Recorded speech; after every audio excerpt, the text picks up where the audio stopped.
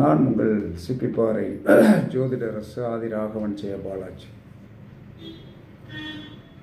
மிதுன லக்கணத்தில் அல்லது ராசியில் கேது இருந்தால் செயலின் கர்மா, செயலுடைய கர்மா ப்ளஸ் சகோதரனுடைய கர்மா இவர்களை தாக்கும்.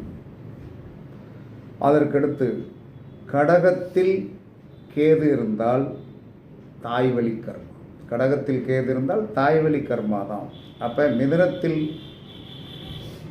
கேது இருந்தால் செயல், தான் செய்த செயலால் ப்ளஸ்